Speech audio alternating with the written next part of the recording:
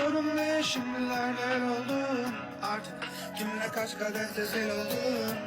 Yarınlarda ben hep seni ararken bugün başka dudaklarda bulundum. İcraat küçük sözlerin hep devasa. Kimin buralar neresin?